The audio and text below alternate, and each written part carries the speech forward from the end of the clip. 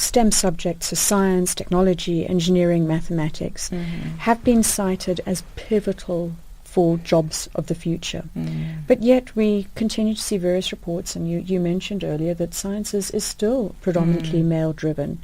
Women seem to be underrepresented in these disciplines, which is obviously going to create a gap and disadvantages for job opportunities in the new world. What do you think we can do to address this, to encourage more women to study in this field?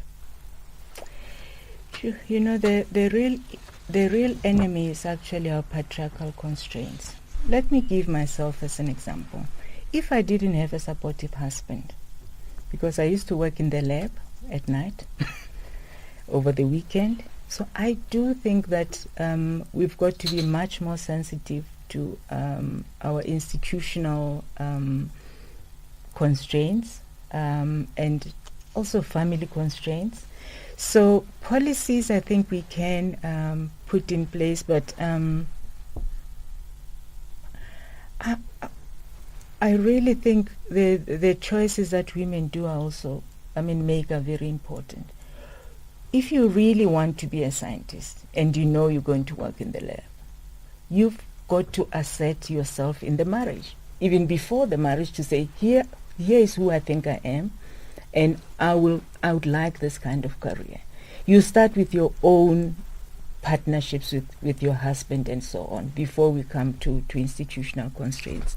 So I really think that we need to continue to identify talent. We need to continue to role model. I think we're doing a lot. I'm not sure what it is that we are not doing, but I think the expectations of women are still for you to be in the home. And I still have to cook and give birth and all that. That's a really important point that you've raised, is how do we accommodate the balance? How do we go through, and if we want a successful career, how do we navigate between maintaining a home, looking after families, looking after children, looking after husbands, and still get ahead in our career environment? And I often ask, is there a one-stop solution? But no one has ever been able to give it to me. There is no one-stop solution, and we need to stop thinking that we have to look after husbands. I really think the way we bring up our girls, I have brought up my girl to say, your role is not to look after a husband. You look after each other. Partnership. So I really think that the way we bring up our boys, the way we bring up our girls to assert themselves in relationships, and the way we say to boys, my son cooks. He's always cooked. He's always saw the father cook also. So I think role modeling in the home, role modeling in society, but we keep on entrenching these stereotypes of what a woman is, what a successful woman is. If you are not married, you are not quite a successful woman. I think there's absolutely nothing wrong with feeling that you don't want to get married or have kids. But society makes you uncomfortable. And I think you've hit the nail on the head on these narrow definitions, limitations, where people are society tries to box individuals into these pigeonholes, as opposed to trying to understand that it's what would the word be? It's not mutually exclusive. I can fall into multiple clusters. But you need a lot of support networks to do that.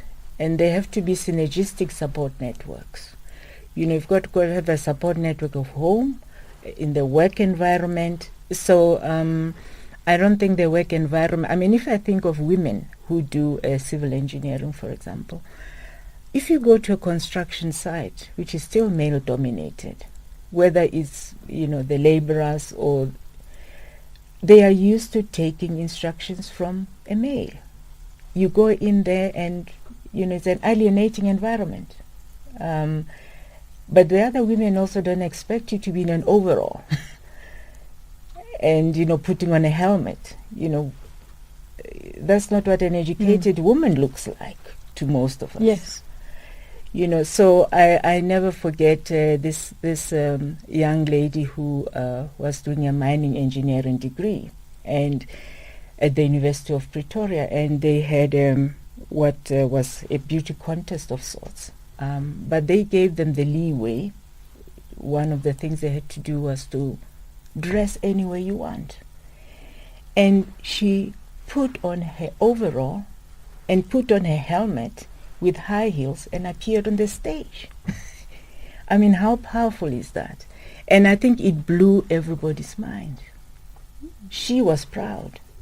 She's a professional. In her gown. But she's still feminine. Exactly. Yeah. And I think that's also been one of the challenges, is that because there haven't been enough female role models in the past, that women have almost adopted male behavior because that was who their role models were. And now that we're seeing more women come into different spaces and occupy positions of leadership, they're allowed to understand that I can bring my womanness into my role. Yeah. Look, I also had male role models, but they are, it's also stereotypical to think that males cannot, provide a role model to a woman.